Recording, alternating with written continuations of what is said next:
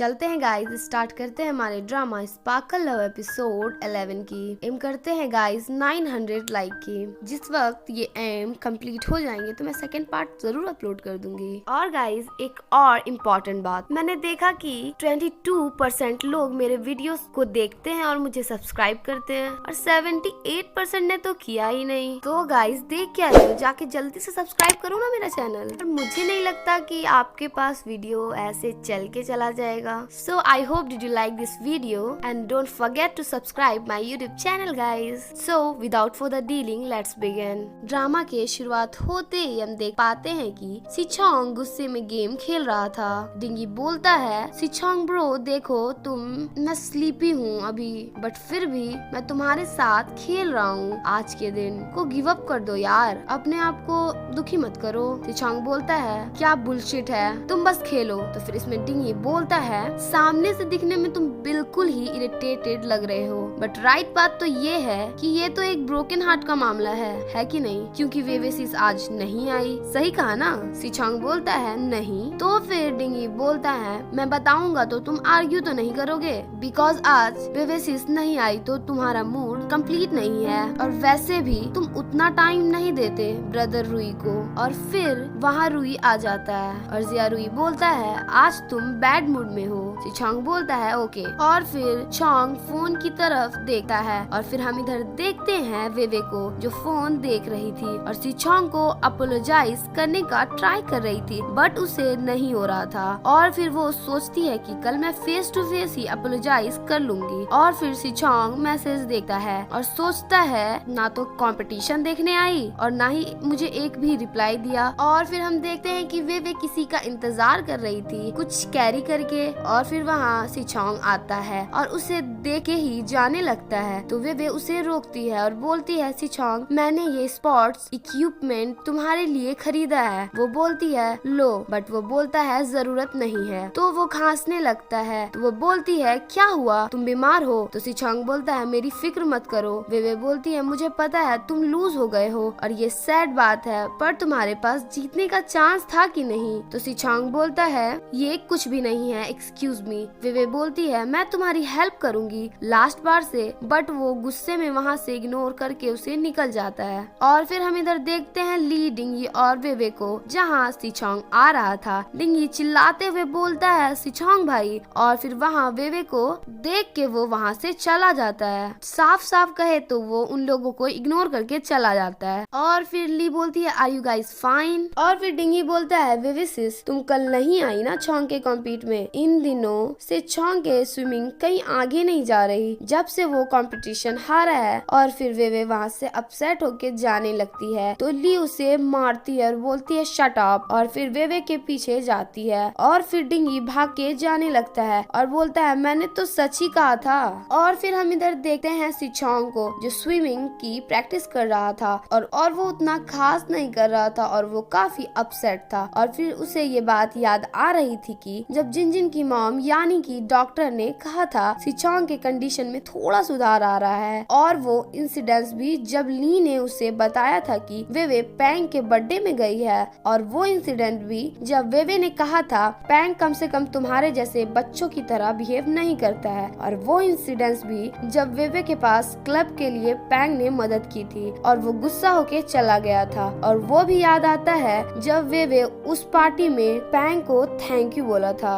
और वो भी बात याद आती है जब उससे ली ने कहा था वेवे और पैंग जल्द ही रिलेशनशिप में आ जाएंगे, और वो अपसेट होके स्विम करने लगता है। और फिर हम इधर देखते हैं बैनचुंग और वेवे को और यूजिन को भी, तीनों पोस्टर चिपका रहे थे। वो न्यू प्रेसिडेंट आती है और बैनचुंग उन दोनों को बोलता है, ये हमारी न्यू काउंसिल प्रेसिडेंट है। और प्रेसिडेंट बोलती है, गाइस तुम्हें कोई भी प्रॉब्लम है? तो उस प्रेसिडेंट के बगल में एक बंदा सिचोंग को वेवे का बॉयफ्रेंड बताता है। वेवे बोलती है, वो मेरा बॉयफ्रेंड नहीं है। वो बंदा बोलता है, तो वो क्यों इतना डेडिकेटेड है तुम्हारे लिए? और फिर वेवे बोलती है, सिचोंग। और फिर उसे वही दिन का बात याद आती है जब सिचोंग उसके बात पर गुस्सा होकर चला गया था। और फिर हम यूजिन और बेंचुंग को देखते हैं, जहाँ पे बेंचुंग बोलता है, यूजिन टीचर ने जो क्लास में बताया था क्या तुम समझी? और फिर वे उन दोनों को बोलती है कि मुझे सडनली रियलाइज हुआ कि मुझे कुछ करना है, और फिर वो वहाँ से चली जाती है। और फिर हम जियारुई को देखते हैं जो जॉगिंग कर रहा था, और जिनजिन और एक लड़की आ रही थी, जहाँ वो बोल रही थी वो बंदा और कौन खेल सकता है कुरोसोकी की तरह। और चोंग आज बहुत हैंडसम लग रहा था। वो बोलती है, जिनजिन आज तुमने उसे इनवाइट नहीं किया? और फिर वहाँ जियारुई आ जाता है और वो बोलता है, जिनजिन, तो वो स्माइल करती है। तो जियारुई बोलता है, हेलो, मैं जियारुई हूँ। और फिर वो लड़की बोलती है, जिनजिन, क्या यही वो पर्सन है कुरोसाकी कुन? लास्ट टाइम हमने इसी की पिक्चर देखी थी और मैं सोच नहीं सकती कि वो रियल में भी इतना हैंडसम होगा। तो फिर जियारुई बोलता है, गाइस क्या तुम लोग कुछ ड्रिंक करना चाहते हो? मैं खरीदता हूँ। तो वो लड़की बोलती है, तुम लोग जाओ, मैं चलती हूँ। तो फिर जियारुई जिनजिन को बोलता है, तो फिर हम चलते हैं वो कन्वीनियंट स्टोर कुछ खाने का ढूंढने के लिए। और वो बोलती है, ओके। फिर वो दोनों जाते हैं और फिर हम उन दोनों को कन्वीनियंट स्टोर में देखते हैं। और फिर जियारुई उसे पानी ला के देता है और वो देखता है जिनजिन एक कार्टून एनिमेशन की पिक देख रही थी। तो वो पानी के बोतल को देख के बोलती है, थैंक यू। तो जियारुई बोलता है, क्या तुम्हें गॉड ऑफ डेथ पसंद है? और फिर जिनजिन बोलती है, हाँ, और बोलती है, उस दिन के लिए सॉरी, मुझे लगा। और वो बोलने से ज्यादा तो घबरा ही रही थी। तो जियारुई बोलता है, मुझे पता है उस दिन बहुत लोग थे, सारे लोग टीज कर रहे थे, तो तुमने मुझे सीधा पॉइंटेड किया था, राइट? ये ठीक है, कोई अपोलोजाइज करने की जरूरत नहीं है। एटलीस्ट स्टोरी बहुत अनोन है, राइट? एक्चुअली मैं तुम्हें पहले से ही पसंद करता था। एट दैट मैं बहुत बोर था तुमसे और मुझे नहीं पता था लोगों से कम्युनिकेट कैसे करते हैं, और मैंने तुम्हें देखा और मुझे फील हुआ मैंने खुद के सेल्फ को देखा, तो इसलिए मैं तुम्हारा दोस्त बनना चाहता था। तो जिनजिन बोलती है, दोस्त? तो जियारुई बोलता है, सिर्फ कॉमन दोस्त। और वो दोनों एक दूसरे को प्यारी सी स्माइल पास करते हैं। और फिर हम देखते हैं वेवे को, जो वही चीज लेके थी जिसने वो चोंग के लिए खरीदा था, और वो रिहर्सल कर रही थी और बोल रही थी, मैं इसलिए ही आई हूँ क्योंकि तुम बीमार हो, ये ड्रग और सप्लीमेंट लो, मेडिसिन और सप्लीमेंट लो, ये लो। वो भी बड़े स्वैग से बोलती है और वही चीज फिर से प्यार से बोलती है। फिर वो बोलती है, छोड़ो। और फिर वो सिचोंग करते हुए आती है और वो देखती है कि वो तो बेहोश पड़ा हुआ था। वो बहुत घबरा जाती है और बार बार बोलती है, उठो सिचोंग, उठो। और फिर वो कुछ ना समझ आने पर उसे किस करती है कि वो उठ जाए। तो वो उठ जाता है और फिर उसे किस कर लेता है और बोलता है, एक्चुअली ये तुम हो, मैं सच में बीमार हूँ और मैं हेलुसिनेशन में हूँ। और वो सोच रहा था कि वो सब एक इमेजिनरी दुनिया है। और फिर वो फिर से घुलट जाता है और फिर वो बोलने लगती है कि कोई है। और फिर सिचोंग हॉस्पिटल में था और वेवे भी थी उसके बगल में। तो वो उसे देखता है और हमें उस टाइम फ्लैशबैक दिखाया जाता है जहाँ सिचोंग ने उस बच्चे को बचाया था और उसका नीज इंजर्ड हो गया था। और हमें उस फ्लैशबैक में एक ट्विस्ट दिखाया जाता है जहाँ बेहोशी की हालत में उसके पास वेवे आई थी और उसने उसके चेस्ट में हाथ रख दिया था और वो शॉक थोड़ा लगा था। तो फिर वो उठ गया था और वहाँ वे कॉल कर रही थी हॉस्पिटल के लिए। और फिर हम यहाँ समझते हैं कि सिचोंग वेवे को पहले से ही जानता था।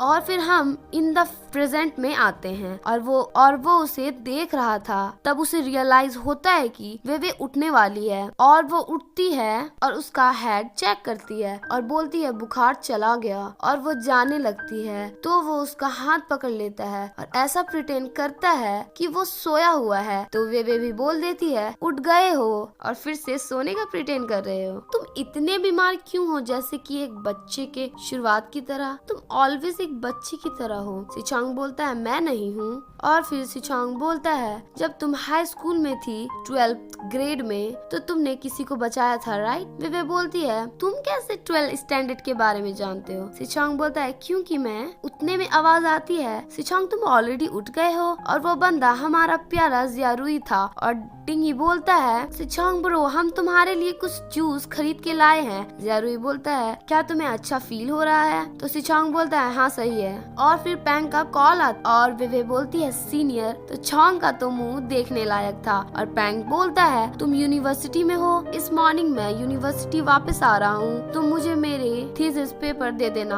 और फिर मिलते हैं साथ। वे बोलती है ओके आप थोड़ा वेट करो मेरा, मैं अभी जाती हूँ, और कॉल कट कर देती है। इतना कहकर वो चोंग को बोलती है मैं सीनियर पैंग से मिलने जा रही हूँ कैंटीन में। ओके एक्सक्यूज मी, मैं चलती हूँ। तो डिंगी बोलता है चोंग भाई क्या तुम्हें लगता है मैं वेवे और पैंग पे में कुछ है? सिचोंग बोलता है क्या बक रहे हो, शट अप। और फिर जियारुई बोलता है जिन जिन अदरवाइज तुम जाओ और तुम पहले खाओ, क्या मैटर है चोंग के साथ मैं बोल दूंगा। और फिर वो उसका सर जाके छूता है और डिंगी उसे बनाना देता है। वो बिल्कुल वियर्ड बिहेव करता है। और गाइस मुझे इसमें ये समझ नहीं आता कि जियारुई अगर जीत गया तो इसमें गलत क्या है? कम से कम वो चीट तो नहीं कर रहा है, और क्या किसी का हक नहीं है जीतना, और वो ही क्यों जीतेगा? और गाइस समझ नहीं आता सब सैड क्यों हो रहे हैं, और बेचारा जियारुई को जहाँ सेलिब्रेट करना चाहिए वो आके चोंग को मना रहा है। और गाइस मैं सच बताऊं तो ये बिल्कुल चीटिंग चल रही है इस ड्रामा में कि भाई मेहनत का तो कोई अहमियत ही नहीं है और वो एक अपॉर्चुनिटी से जीत रहा है। और गाइस अगर किसी को जीतना होगा तो वो खुद ही मेहनत करके जीत जाएगा, जैसे कि हमारा जियारुई।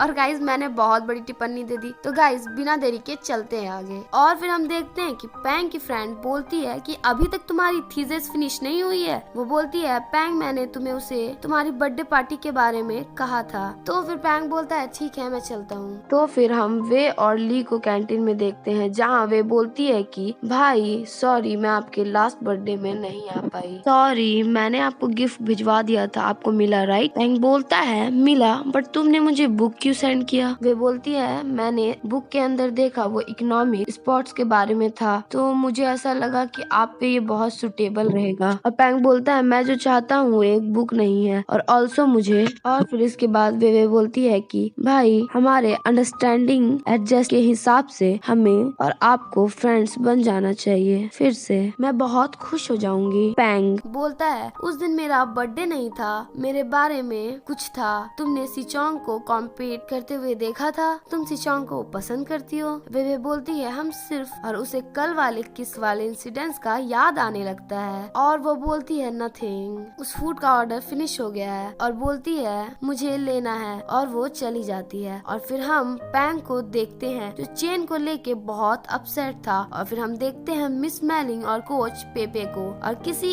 और आदमी को। मिस मेलिंग एक रिपोर्ट दिखा के बोलती है ये जब हाई स्कूल में था तब उसका स्कोर ये था, वो प्रोविंशियल टीम से जुड़ा हुआ हो सकता है पर इस समय वो क्यों इतना खराब है? कोच पेपे बोलती है एक्चुअली वो ऐसा नहीं है, और वो बंदा बोलता है कोच ली प्रोविंशियल टीम इसमें ऑलवेज इंटरेस्टेड है, लास्ट ईयर के सिलेक्शन में वो क्यों नहीं ज्वाइन हुआ? और वो आदमी बोलता है आप लोग कंसेंट करो मैं चलता हूँ, और वो वहाँ से चले जाते हैं। और फिर सिचोंग के बारे में बताती है, और फिर कोच बोलती है मैं इसके रियल फाइल्स को देख सकी हूँ। और फिर हम देखते हैं जियारुई और डिंगी को जो बिस्तर लगा रहे थे हॉस्पिटल में, और वे आती है और बोलती है सिचोंग कहाँ है? तो डिंगी बोलता है सिचोंग भाई को डॉर्मेट्री जल्दी जाना पड़ा, पता नहीं क्यों। वे बोलती है वो ठीक तो है ना? तो जियारुई बोलता है रिकवर तो नहीं हुआ है राइट, उधर डॉर्मेट्री में शायद सीरियस मैटर भी हो सकता है। डिंगी बोलता है अदरवाइज तुम जाओ और जाके देख लो। वे बोलती है पर मैं मेल डॉर्मेट्री में कैसे इंटर करूंगी? फिर वो दोनों बोलते हैं हमारे पास एक रास्ता है। और फिर वो लोग वेवे को चद्दर में उड़ा के डॉर्मेट्री में लेकर जा रहे थे, और क्यूट बात तो ये थी कि सब ने उन्हें देख लिया था, और फिर उसे खुद के रूम लेकर जाते हैं वो दोनों। चोंग कोई फर्क न पड़ने का एक्ट करता है, और जियारुई बोलता है डिंगी तुम्हें कोच पे बुला रही है, और दोनों प्यारे से दोस्त चले जाते हैं। और फिर वो कुछ खाने को देती है सिचोंग को,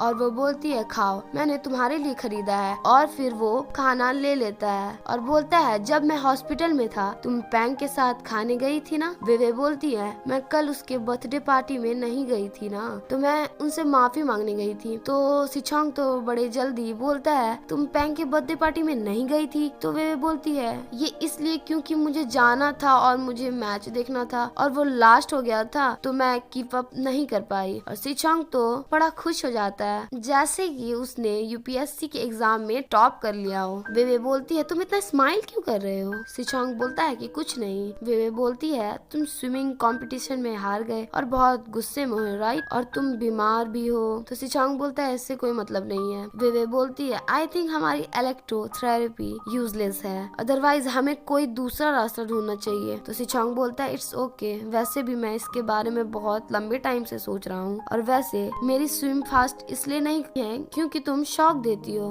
नेक्स्ट टाइम सिर्फ तुम आना और कॉम्पीट देखना। तो वे बोलती है क्यों? तो सिचोंग बोलता है क्योंकि मैं तुम्हें पसंद, और फिर आगे नहीं बोलता और बोलता है मैं जा रहा हूँ 2 बॉटल्स मिनरल वाटर लेने के लिए। और फिर हम इधर देखते हैं डिंगी को जो ली को खींच के लाया होता है और बोलता है मैं तुम्हें आज बहुत बड़ा सीक्रेट बताने वाला हूँ। तो ली बोलती है क्या? तो डिंगी बोलता है वे सिचोंग का ख्याल रख रही है हमारे डोमेट्री में। तो ली बोलती है वे सिचोंग क्या ख्याल रख रही है तुम्हारे डोम में? तो डिंगी बताता है कि जब चोंग भाई हाई स्कूल में थे तब उसने बहुत अच्छा रिकॉर्ड बनाया था, और जब से वो इस यूनिवर्सिटी में आए हैं वो कर नहीं पा रहे, पर वो हर समय वे को देखते हैं और तुरंत ही स्विम फास्ट करने लगते हैं। ये प्यार की पावर है। तो ली बोलती है मैं सिचोंग तो वे को लाइक नहीं करता था, राइट? तो डिंगी बोलता है क्यों, तुम्हें जलन हो रही है? तो ली बोलती है तुम जेलस हो गए। तो फिर डिंगी बोलता है ली हमें वॉक करना चाहिए, वो लोग रूम में, मैं नहीं जा सकता। तो ली बोलती है नहीं जा सकते। और फिर इधर वे आयरन मैन की डॉल निकाल रही थी और एकदम से एक रिपोर्ट गिरती है और वो उसे उठा लेती है और सिचोंग आके उससे छीनने की कोशिश करता है कि वो दोनों क्लोज हो जाते हैं। और हमारे एपिसोड 11 की यहीं पे एंडिंग हो जाती है।